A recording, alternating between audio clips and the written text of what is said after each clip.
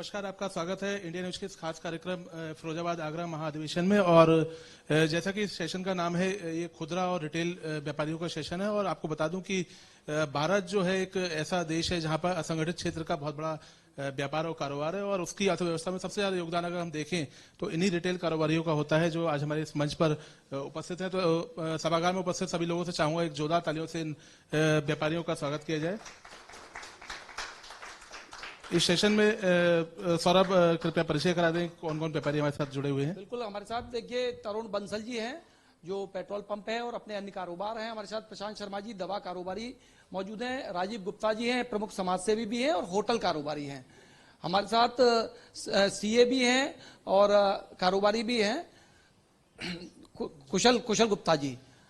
तो कुशल जी, आपसे ही शुरुआत कर लेते हैं, चूंकि आप सीए भी हैं और व्यापारी चूंकि सरकार की रीढ़ होते हैं। निश्चित रूप से जो तमाम टैक्स जाता है और उससे सरकारें भी चलती है ना, और जनता की भी सीधे सरोकार आपसे रहते हैं। व्यापार में किस तरीके की चुनौतियां हैं, क्या देख पा रहे हैं आप? मैं सीए कुशल गुप्ता। व्यापार में चुनौतियां तो हैं, मगर मैं पहले कहूँगा मोदी जी ने जो नोटबंदी की, उसके बाद जो जीएसटी आया और जो उनकी वर्किंग है डिजिटलाइजेशन के ऊपर कि नाउ हम लोग डिजिटल मनी यूज कर रहे हैं। फिरोजाबाद में ही चूड़ी मैन्युफैक्चरिंग होती है और फिरोजाबाद से ही ऑल ओवर इंडिया हम लोग चूड़ी को सेल आउट भी करते हैं, हम चूड़ी को एक्सपोर्ट भी करते हैं। अर्लियर यहाँ पे जो व्यापारी आते थे वो बाया ट्रेन बाया बस आते थे और वो सब लोग अपने पास कैश लेके आते थे, तो उस कैश को चोरी होने का, जहर खुरानी जैसी न्यूज बहुत आती थी। अब डिजिटलाइजेशन होने के बाद ऑनलाइन पेमेंट्स आती हैं, लोग अपने मोबाइल में ही पैसे लेके आते हैं, पेटीएम से पेमेंट्स करते हैं। और कहीं ना कहीं आज मैं बताता हूं, जो व्यापारी है जो प्रॉपर इनकम टैक्स और वैट और जीएसटी देता था, छोटे व्यापारी नंबर 2 में पूरा व्यापार कर लेते थे, तो उनकी रेट्स भी कम हो जाती थी और बड़े व्यापारियों को परेशानी होती थी। कहीं ना कहीं डिजिटलाइजेशन होने के बाद, जीएसटी जैसे जटिल रूल्स आने के बाद नंबर 2 में व्यापार करना थोड़ा सा मुश्किल हुआ है। इससे जो व्यापारी वर्ग है उसको व्यापार में एक फेयर कंपटीशन मिल रहा है। अर्लियर उसको अनफेयर कंपटीशन फाइट भी करना पड़ता था कहीं ना कहीं। कुशल जी, जैसा कि व्यापारियों से बातचीत होती है, जीएसटी आने के बाद और तमाम जो नए नियम बनाए गए हैं, उसका जो प्रक्रिया है वो बहुत जटिल है।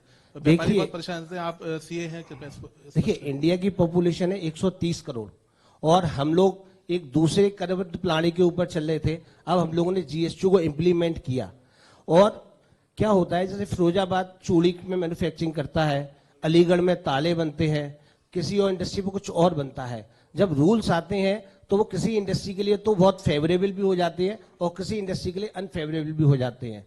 और ग्रेजुअली हर महीने कहीं ना कहीं जीएसटी की एनुअल मीटिंग्स होती रहती हैं और जो भी व्यापारी वर्ग की परेशानी है वो किसी ना किसी फॉर्म से उनके विधायक के द्वारा या टैक्सेशन बार एसोसिएशन के द्वारा, न तो बिजनेस ग्लास डेकोरेशन एसोसिएशन के द्वारा वहां पहुंचाई जाती हैं और उनमें कहीं ना कहीं समय पर तब्दील की भी जाती है और चीजें चेंज हो रही हैं। राइट नाउ महंगाई बहुत है, रॉ मटेरियल बहुत ज्यादा कॉस्टली हो रखा है। इसके पीछे इंडियन गवर्नमेंट तो हेल्प कर ही रही है, अदरवाइज आप देखिए वर्ल्ड वाइड कहीं ना कहीं हर जगह पे फाइटिंग हो रही है। या फिर यूक्रेन का अभी इस समय चल रहा है, हमारा ताइवान में भी कुछ प्रॉब्लम चल रही है, तो उसकी वजह से रॉ मटेरियल इतना कॉस्टली हो गया है, व्यापार करना मुश्किल हुआ है। मगर लगता है कि कुछ समय के बाद गवर्नमेंट इसके ऊपर ही वर्क कर रही है कि हम किस तरीके से रेट्सों को डाउन कर सकते हैं और द्वारा व्यापारों को भी हम ठीक करेंगे। जी, मेरा सवाल आपसे है, भाई साहब होटल कारोबारी हैं। प्रदेश सरकार ने पर्यटन को उद्योग का दर्जा दे दिया है और अब होटल इंडस्ट्री को भी बढ़ावा दिया जा रहा है और नए नए कॉरिडोर स्थापित किए, जैसे बरेली क्षेत्र को सूफी कॉरिडोर का नाम दिया गया है, यहाँ पे आगरा को कॉरिडोर का नाम दिया गया है। तो क्या मानते हैं पर्यटन के क्षेत्र में कितनी संभावनाएं बढ़ी हैं जो सरकार की नीतियां नई बनी है? अभी आकर होटल, मैं राजीव गुप्ता हूँ, मेरा कारोबार होटल का है। मैं आपको बता दूं होटल का कारोबार काफी अच्छा चल रहा है हमारे जिले में, लेकिन एक ही समस्या आ रही है। जैसे हम लोगों के लिए कह दिया गया कि सराय एक्ट में आप रजिस्ट्रेशन कराइए। मैं बताना चाहूंगा सरकार तो बहुत अच्छा काम कर रही है, लेकिन नीचे के जो अधिकारी हैं कोई भी रजिस्ट्रेशन करने को आराम से तैयार नहीं है। हम लोगों के पास जैसे सारे कागज होते हैं, उसके बावजूद भी हम लोगों को काफी परेशानी होती है। सरकार पूरा सपोर्ट कर रही है लेकिन अधिकारी कोई सपोर्ट नहीं करते हम लोग। सराय एक्ट मानते हैं आपकी अभी भी लागू होना चाहिए? नहीं, सराय एक्ट पिछले जो मंत्री थे उन्होंने शायद खत्म कर दिया था, लेकिन जब हमारा जीएसटी में रजिस्ट्रेशन है, लेबर में रजिस्ट्रेशन है, फूड में रजिस्ट्रेशन है, उसका क्या कोई मतलब नहीं है सराय एक्ट का। लेकिन उन्होंने कर दिया, चलो हम उसको भी मान रहे हैं।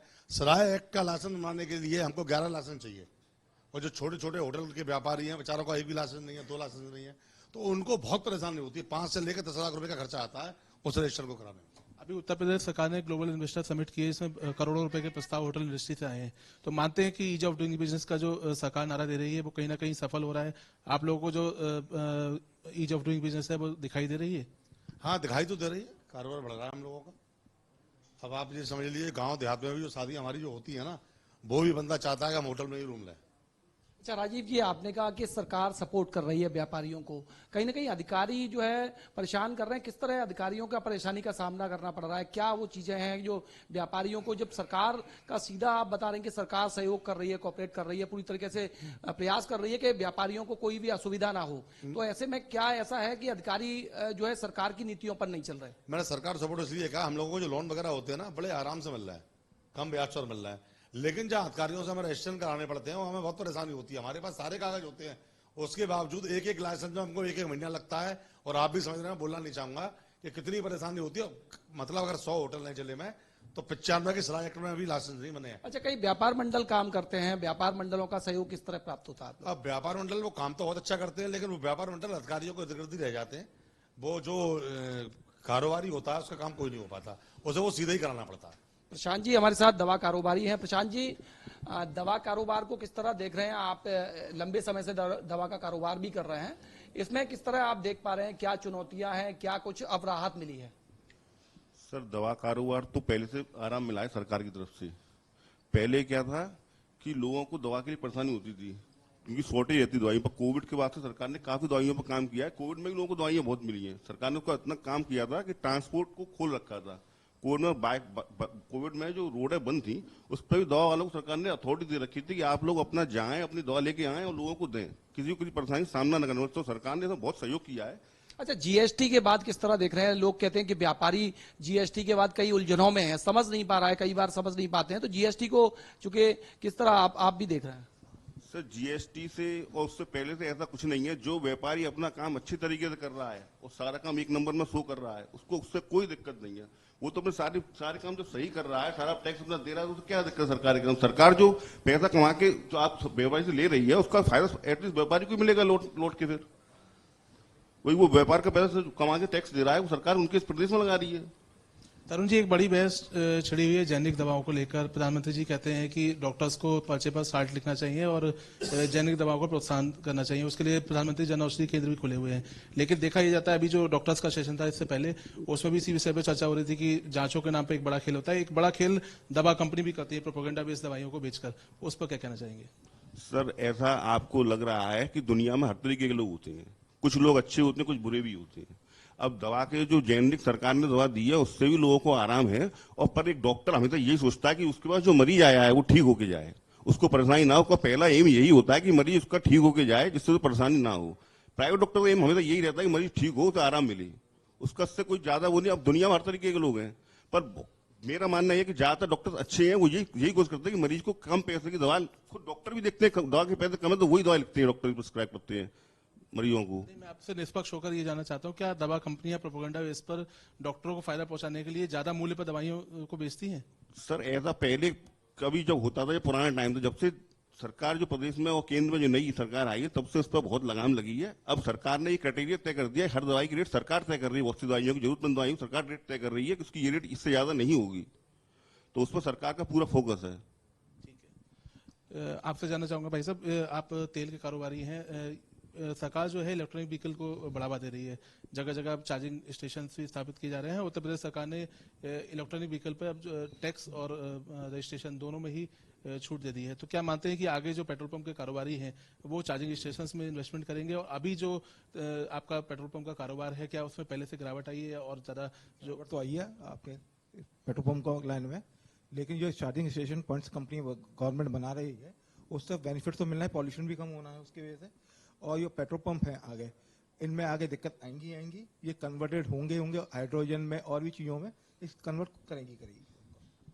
तो क्या मानते हैं अभी से जो पेट्रोल पंप के कारोबारी हैं जिनके अपने पेट्रोल पंप है वो उसको इलेक्ट्रॉनिक व्हीकल के लिए चार्जिंग स्टेशन में अपने आप को कन्वर्ट करेंगे, या फिर अभी जो पेट्रोल के मूल्य वृद्धि को लेकर लगातार विपक्षी दल हंगामा करते हैं, तो मानते हैं कि जो मूल्य वृद्धि हो रही है वो सही है या फिर गलत है? तो मूल वृद्धि जो होती है वो इंटरनेशनल मार्केट के हिसाब से होती है, ना कि गवर्नमेंट के आम पब्लिक के कहने पे होती है।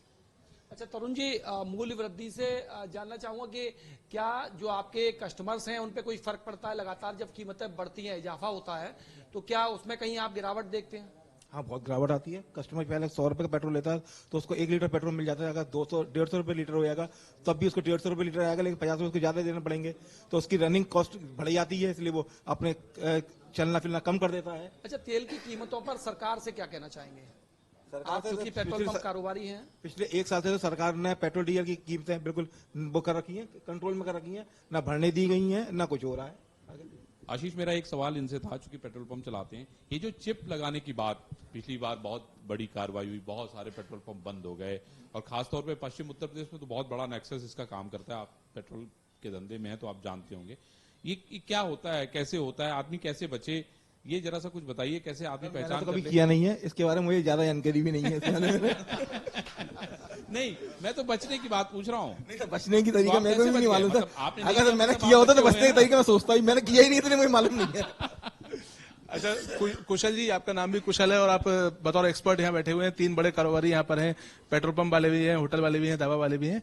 ये बताइए बतौर एक्सपर्ट की इस समय जो वर्तमान में परिस्थितियां हैं, जो सरकार ने नीतियां बना रखी हैं और जो वर्तमान में एक्ट लागू हैं, उसमें क्या ऐसा किया जाए कि ये सभी व्यापारी जो है राहत महसूस करें, और जो आगे आने वाले परिवर्तन है, आपने बताया डिजिटल मनी की तरफ देश जा रहा है, तो इन लोगों को क्या करना चाहिए? देखिए, वर्तमान में महंगाई बढ़ी है। महंगाई बढ़ने से हमारे व्यापारों में पहले वर्किंग कैपिटल जो 1 करोड़ की चाहिए होती थी, अब महंगी होने से चीजें महंगी हुई, तो वर्किंग कैपिटल हमको चाहिए 1.5 करोड़ की। हम लोग साल में कमाते हैं assume 20 lakh rupees, then we need 30 lakh rupees more. तो हमारे योगी गवर्नमेंट में यूपी के अंदर तो ODOP, 1 डिस्ट्रिक्ट 1 प्रोडक्ट, हमारा फिरोजाबाद है, गिलास बैंगल के ऊपर है। If you want to do trade in glass, then you will take loan up to 2 crore rupees without any collateral, बिना किसी सिक्योरिटी के आप लोन ले सकते हैं, और उस पर गवर्नमेंट आपको 20 to 25% तक की सब्सिडी भी प्रोवाइड करा रही है। और इतना स्मूथली इसको वर्क कर रहा है DIC ऑफिस, बैंकिंग चैनल, कि अगर ये आपको लोन के रिक्वायरमेंट्स है तो I think if you have completed your paper then you will take loan within 10 to 15 days।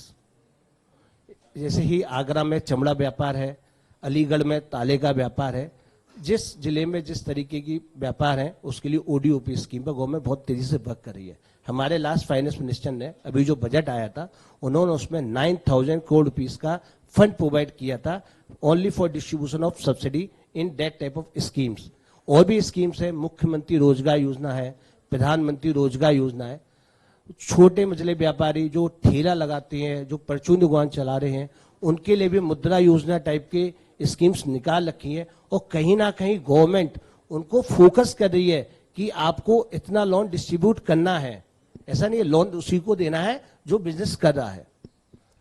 इसके अलावा जो आप व्यापार की कह रहे हैं, जो टैक्सेशन है, टैक्सेशन इजी है, पर लेकिन टैक्सेशन एट लार्ज आया है, और हम लोगों के संग पहले अनफेयर लोग बहुत थे जो कि नंबर 2 में व्यापार करते थे। नहीं, मैं तो ये जानना चाहता हूँ, जैसे आप सीए हैं तो इन लोगों को जानबूझकर आप लोगों के पास आना पड़ता है, और बतौर प्रोफेशनल आप ही सलाह देते हैं कि टैक्स को कैसे बचाया जाए। हालांकि ये सवाल आपसे पूछने का नहीं, लेकिन मैं जानना चाहता हूँ कि ऐसा ये लोग क्या करें कि इनको कम से कम सीए के पास जाना पड़े। और आज की तारीख में व्यापारी और प्रोफेशनल हम सब लोग मिलके ही आगे बढ़ रहे हैं। तुम जब हम लोग यहाँ आशीष जाने नहीं दोगे तो इनका भी तुम धंधा बंद कराना चाहते हो? अरे इनके यहाँ जाएंगे तभी तो इनका काम बढ़ेगा। नहीं, हम लोग टैक्स ही देना चाहते हैं गवर्नमेंट को। हम जितना टैक्स देंगे उतने हम भी ऊपर बढ़ेंगे, क्योंकि जब आज हम अपना ATR अच्छा बढ़ाएंगे तो हमें बैंकों से लोन मिलेगा, जब बैंकों से लोन मिलेगा तो हमारा व्यापार बढ़ेगा।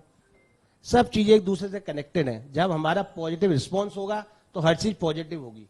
जब हम टैक्स को चुराए या बचाए तो कहीं ना कहीं हम कुछ ना कुछ कर रहे हैं। आज आप व्यापार पूरा नंबर 1 में कीजिए, आपको अपने कार्य प्लेस पे बैठने की जरूरत ही नहीं है भाई, सब कैमरे लगे हुए हैं, आपका पूरा काम ऑनलाइन हो रहा है, तो कोई इश्यूज नहीं है। जब आप फ्री हैं तो आपकी एक अपॉर्चुनिटी कॉस्ट है, आप उसको किसी और बिजनेस में यूज कीजिए, तो ग्रोथ है। टैक्स देना है, टैक्स ज्यादा है, और गवर्नमेंट हर साल टैक्स के स्लैब को कम कर भी रही है। एक टाइम ऐसा आएगा कि मिनिमम टैक्सेशन भी होगा इस देश में। प्रशांत जी, मैं आपसे जानना चाहूंगा, आप दवा कारोबारी हैं, ये बताइए कि लोग जो है वो आजकल इंटरनेट पर देखकर दवा खुद खाना शुरू कर देते हैं, ये कहाँ किस हद तक सही है?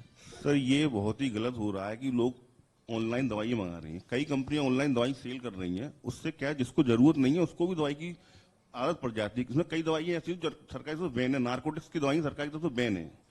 अगर वो किसी मेडिकल से लेने जाएगा तो शेड्यूल एक्शन रजिस्टर में उसकी एंट्री करनी पड़ेगी, तब वो उसको दे सकता है। अब वो उस लायक होगा तो मेडिकल उसको दवाई दे देगा कि उस लायक है, तो अगर प्रिस्क्रिप्शन नहीं है तो नहीं देगा। पर ऑनलाइन में ऐसा संभव नहीं है कि वो देख पाए दवाई किसको दे रहे हैं और कौन मंगा रहा है, तो इसमें तो दिक्कत तो है। पर इसमें सरकार कुछ नियम बनानी चाहिए, इससे मालूम पड़े कि किस दवा किसको जरूरत है या नहीं। पर दवा बगैर डॉक्टर के प्रिस्क्राइब करे नहीं खानी चाहिए, ये सरकार का भी नियम है। अच्छा, कोविड में जितने मेहनत डॉक्टरों ने की उतनी ही आप लोगों ने भी की। मेडिकल स्टोर वालों ने लॉकडाउन के दौरान अपने मेडिकल स्टोर खोले, लोगों को जीवन रक्षक दवाएं उपलब्ध कराई, लेकिन देखा यह गया कि जैसे एक तरफ एक ट्रेंड चला फेविफ्लू खाने का, तो बड़ी मात्रा में फेविफ्लू मेडिकल स्टोर्स वालों ने खरीदी, लेकिन बाद में उसका बड़ा स्टॉक बच गया। ऐसे डोलो 650 को भी लेकर एक बड़ा विवाद बाद में क्रिएट हुआ था, तो उसके लिए आप लोग क्या करते हैं? सर ऐसा हुआ था, फेविफ्लू लोगों ने लेके खाई नहीं सर, कई लोगों ने लेके अपने पास स्टॉक कर लिया। पेशेंट को मालूम पड़ा कि ये दवा इसमें काम कर रही है, पेशेंट ने क्या कि दवाई उसने परचेज की और अपने घर रख ली और उसका स्टॉक करने लगा। वो उसने की कब मुझे पड़ गई और उसकी वजह से जिसको जरूरत थी उसको नहीं मिल पाई दवाई, क्योंकि वो शॉर्ट वाकई में शॉर्ट रही थी कोविड के दौरान। कोविड और जो ऐसा नहीं है कि उस दवाई की एक्सपायरी नहीं थी, जरूरत नहीं थी, बहुत से लोगों ने अन्य से भी खाई है वो दवाई। राजीव जी, आपसे जानना चाहेंगे, होटल इंडस्ट्री के लिए जो आप बता रहे थे कि काफी कारोबार बढ़ा है, तो स्कोप किस में मानते हैं आप? बड़े होटल खोलने में फायदा है जो साथ में बैंक्वेट चलाते हैं, या फिर छोटे छोटे उद्योग, छोटे छोटे होटल अगर खोले जाएं तो उसमें भी फायदा होता है? ये तो आपकी स्थिति के ऊपर निर्भर करता है ना। किसी के पास 1 करोड़ रुपए तो बहुत बड़ा होटल कैसे खुलेगा? सरकार तो अब प्रोत्साहन के लिए लोन देने को तैयार है। नहीं, सरकार लोन देगी, जमीन के ऊपर देगी सर।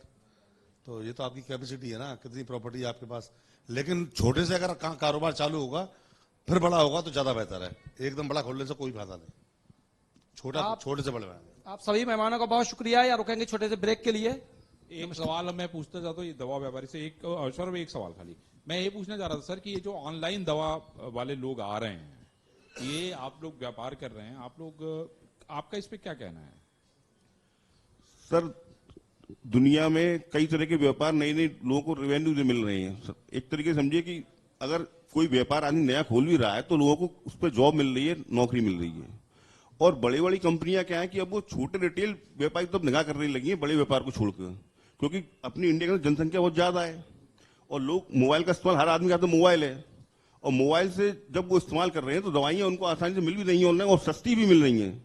क्योंकि बीच में से जो कट हो जाता है ना, स्टॉकिस्ट होते हैं, रिटेलर होता है, इतने लोग कट होता है तो दवाई कुछ सस्ती मिल जाती है, डायरेक्ट कंपनी के वेबसाइट से लोग लेते हैं तो फायदा तो है लोगों को उससे।